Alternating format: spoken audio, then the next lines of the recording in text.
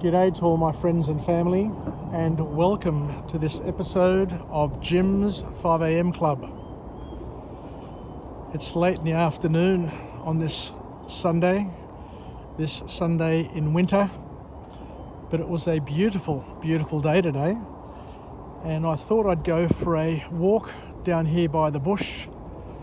And as you can see, it's a bit muddy. It's been wet over the past few months, and the soil hasn't had a chance to dry out given that it's winter. Anyway, I'll keep on trudging along this track here and see where it takes us, but I have noticed a great transformation in the bushland around here, given that it has been raining and it has been wet, and everything seems to have changed. Even the tracks and the trails to adjust to the changing environment around us. Anyway, today I'm going to go through a book summary like I normally do on Jim's 5am Club, and the book summary is entitled The God Equation. An interesting book, a very interesting title, by an author known as Michio Kaku. So what we'll do is we'll go on a walk and talk, we'll chat about this, we'll try and lift out of this book 2 or 3 morsels that we'll chat about, discuss and analyse, and see how we can leverage it and use it in our own lives. So the author kicks off this book here making a very valid and profound point, where Michio says, "For those who believe, no explanation is necessary. For those who don't believe, no explanation will suffice." So profound words by Michio, which basically says that there are 2 types of people in the world. There are the believers and there are the non-believers. I remember just the other week I listened to a vlog by a monk who has a monastery in central Greece, mainland Greece, and he said that there was a monk who had the opportunity to travel the world, to go to university, to study and to mix with lots of people. And in the latter years of his life, he sat back and reflected in terms of what makes us people different. And he said that when it comes to belief in God, people who are educated, highly educated, he mixed with lots of highly educated people. And he said that there are people who are highly educated who are believers, and there are people who are highly educated who are non-believers. And then he said, well, let's have a look at this differently. He says that I also mixed with a lot of people who were uneducated, didn't have the benefits of an education system. And he said that amongst those people, he also found that there were many people who were believers amongst the uneducated. But he also learned and realized and saw that there are also lots and lots of people who were non-believers amongst the uneducated. And he said in his writings that what he learned was that when it comes to belief, education, a level of a person's education has nothing to do with it, because belief comes from the heart, and it doesn't come from the brain or the mind. Something very, very important to understand, something very important to realise. And hence, if a person is a non-believer, it doesn't matter what you say, it doesn't matter what you do, it doesn't matter what evidence, what miracles, what anything you come up with, they will always find a reason to refute what you're saying. So I guess the great learning that I have had over the years is don't bother trying to convince a non-believer, because you're just wasting your time, you're wasting your breath, and all you're going to do is create a lifelong enemy. So this book that is put together by this author, The God Equation, attempts to explain the nature of reality and how the laws of physics apply to the universe. So it's a book which basically describes science, talks about science. So we'll go on a journey of discovery from a scientific perspective. So the first formal point that this author makes is where he says that many years ago, Isaac Newton, the scientist, proved that the laws of nature act equally in every space in and out of our planet, and that gravity and other laws of physics act upon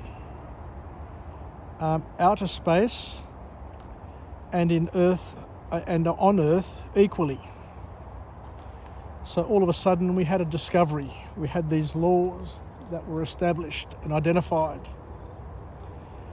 The laws of gravity, which was a very, very key discovery in science that shaped the way we saw the world and the way we interpreted what was happening in the world. And it laid the foundations of our modern physics back in 1666. But as far back as 1910, another scientist by the name of Ernest Rutherford found that these laws that Isaac Newton and other scientists just talked about and pontificated on did not work inside an atom. They may have worked in other areas of space and time, but they didn't work inside an atom. And from that point on, a new field of discovery came to bear, and it was known as the study of quantum mechanics. And it was a function on probabilities, so something quite different to what we already knew. And it just goes to show that depending on how you see the world or from what angle you come at, there are different answers for things, and that there is not one answer that fits everything. The second point that comes out of this text from this author is where he says that the universe is made up of 4 essential forces that govern everything. We've got a thing called gravity, we've got a thing called electromagnetism,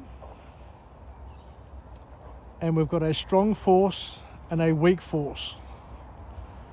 And then we've got scientists such as Michael Faraday, who found electromagnetism, which is a force that binds the atom nuclei together, and the weak force allows decay to occur.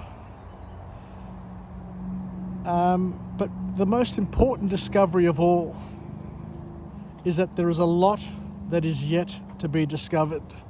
There's a lot that we don't know. There is a lot that we don't understand. And hence, there's a lot in science which is still up for debate, is still up for discovery, and who knows what is coming around the corner. We may discover something that proves all the other things incorrect as well. So what we did discover, though, over time, is a thing called the Standard Model. And this Standard Model explains how things work, but there are huge gaps in this Standard Model, and this Standard Model can't predict physical models. It can predict physical models and facts about the world, but there are many gaps, as we said, that are still needing to be filled in. And then we have scientists such as Albert Einstein, who had a fascination with black holes and had a view, and his view of God, which changes many people's perspectives. But at the end of the day, scientists can't prove nor disprove the existence of God. We had other scientists like Hawking's, the father of modern physics, who talks about radiation, whose ability to identify and to quantify and to explain radiation is quite unique and quite profound. But when we get back to what Einstein thought and saw, Einstein believed that there was a force that governs and sets the laws of physics in motion. It's called the first mover principle, the law of the first mover. And this is something that science cannot explain, this first mover principle. The first mover, or the initiator, and there is no answer for that. And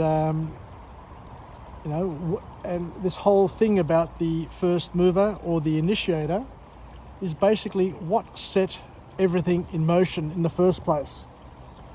What was there before the Big Bang?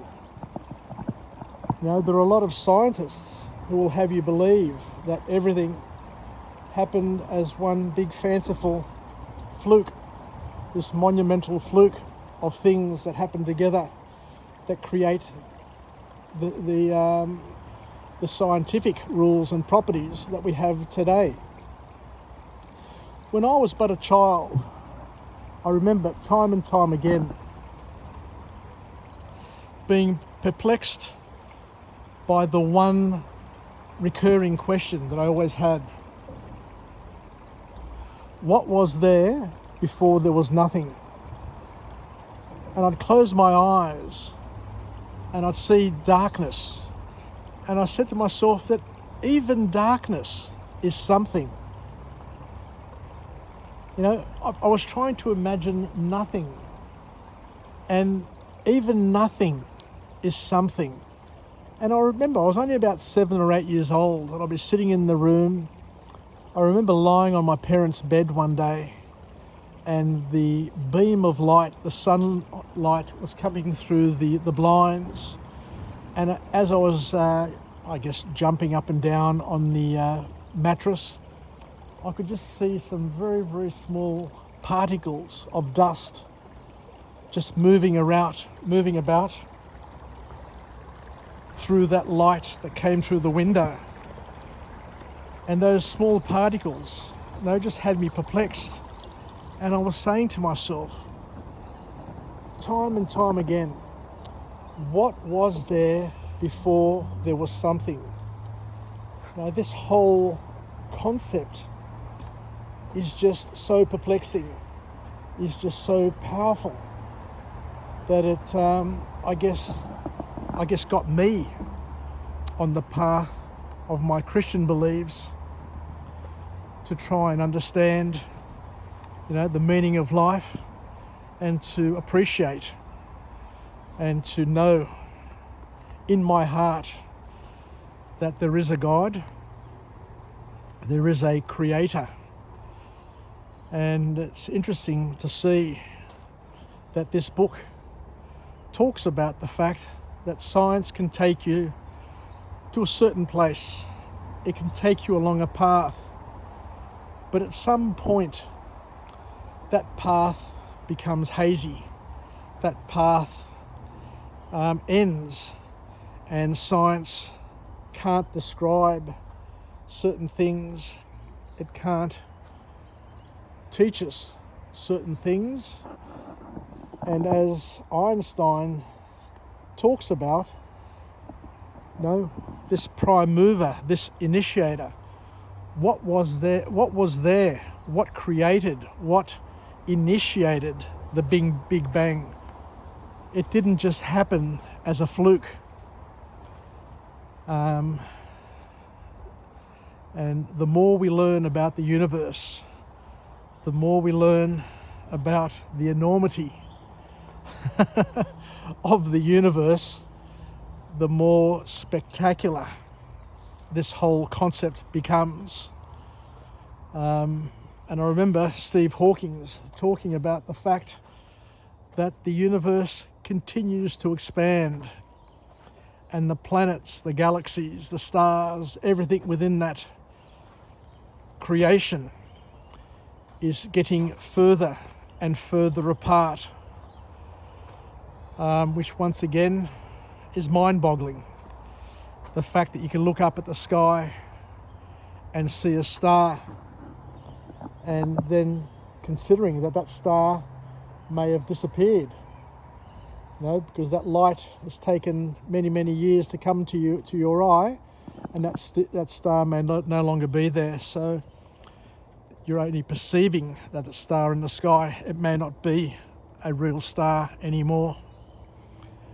Anyway, thank you very much for joining me on this episode, this tricky episode of Jim's 5am Club, where we talk about the God equation and how science, as we said, can teach us a lot of things about the known world, but there are so many things that are still unknown and will remain unknown, that will be mysteries forever and ever, until the day comes for the mystery to be revealed to each and every one of us. Anyway, take care, everybody. I've enjoyed this walk and talk on this winter's afternoon. It's been a mild day today, and hopefully springtime will come and this whole area once again will be covered in flowers and with birds and the sounds of spring. Take care, have a good rest of the day, and we'll chat again. Bye for now.